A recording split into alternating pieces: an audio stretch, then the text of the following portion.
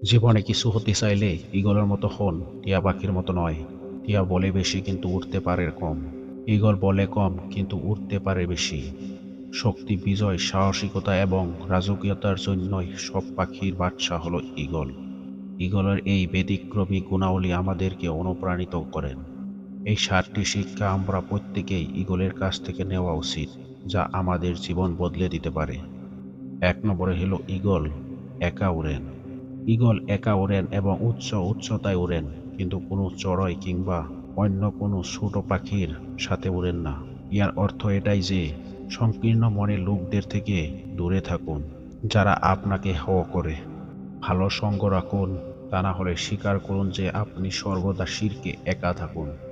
২ নম্বরে হলো ঈগলের সঠিক দৃষ্টিশক্তি। ঈগল ৫ কিলোমিটার দূরের লক্ষ্যকে ফোকাস করতে ক্ষমতা রাখেন। যত বাধাই আসুক না কেন, ঈগল শিকার থেকে তার ফোকাস সরাতে পারে না যতক্ষণ না এটি ধরে ফেলে। ইয়ার অর্থ এটাই যে আপনার জীবনে দৃষ্টিভঙ্গি রাখুন, এমন এক লক্ষ্যে ফোকাস রাখুন, যত বাধাই আসুক না কেন আপনি সফল হবেন। ৩ নম্বরে হলো ঈগল মৃত খায় না। ঈগল সর্বদাই মাত্র ফ্রেশ খায়। এখান থেকে আমরা এটাই শিক্ষা পাই যে আপনার অতীতের সাফল্যের উপর নির্ভর করবেন না। জয় করার জন্য নতুন সীমানা খুঁজতে থাকুন। আপনার অতীত যেখানে আছে সেখানেই রেখে দিন। ৪ নম্বরে হলো ঈগল ঝড়কে ভালোবাসে। ঈগল একমাত্র পাখি যারা ঝড়কে পছন্দ করেন, যেখানে অন্য পাখিরা নিজস্ব নিরাপদ জায়গা খুঁজে নেয়। ঈগল এটাকে চ্যালেঞ্জ হিসাবে নিয়ে আরও বেশি উচ্চতায় উড়ে উড়ে মেঘের উপর উড়ে যায়। এখান থেকে আমরা এটাই শিক্ষা নেওয়া উচিত যে আপনার চ্যালেঞ্জকে মোকাবেলা করুন। জেনে রাখুন, জীবনের সমস্যাগুলো আপনাকে আপনার চেয়েও আরও বেশি শক্তিশালী করে তুলবে। আমরা জীবনের ঝড়কে ব্যবহার করে আরও উচ্চতায় উঠতে পারি। অর্জনকারীরা আরও উচ্চতায় উঠতে এবং চ্যালেঞ্জকে ভয় পায় না, বরং তারা লাভজনকভাবে ব্যবহার করেন। ৫ নম্বর হলো কমফোর্ট জোন।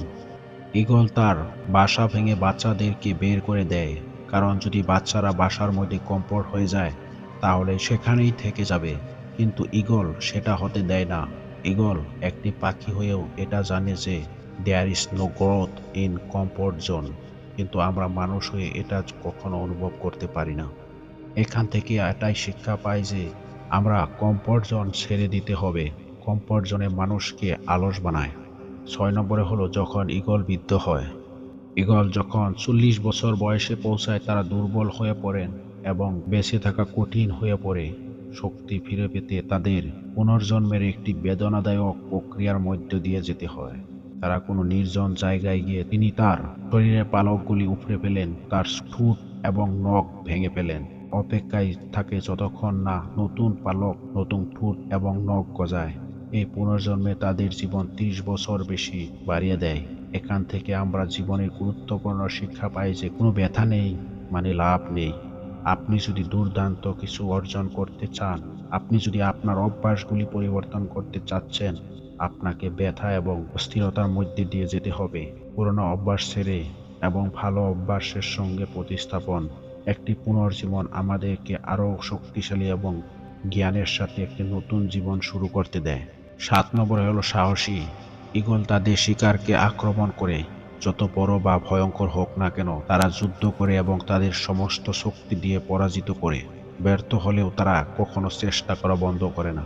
এখান থেকে আমরা শিক্ষা নেওয়া উচিত যে আমাদের জীবনে এমন বাধার সম্মুখীন হয় যেগুলো বড় মনে হয়, তবে তা যতই বিপজ্জনক হোক না কেন আমরা এটি অর্জনের জন্য সমস্ত শক্তি দিয়ে চেষ্টা করতে হবে। সাফল্য বা ব্যর্থ কোনো ব্যাপার না, আমরা যে চেষ্টা করেছি সেটাই গুরুত্বপূর্ণ। ঈগলের কাছ থেকে আমরা চমৎকার কিছু শিক্ষা পেয়েছি। দৃঢ় দৃষ্টি রাখুন, গতির সাথে চলুন, বর্তমানে থাকুন, সমস্যার ঊর্ধ্বে উঠুন, সমস্যার মধ্যে সুযোগ সন্ধান করুন, কমফোর্ট জোন থেকে বেরিয়ে আসুন, উঁচুতে উড়ুন এবং সাহসী হন। ভিডিওটি ভালো লাগলে চ্যানেলটি সাবস্ক্রাইব করুন।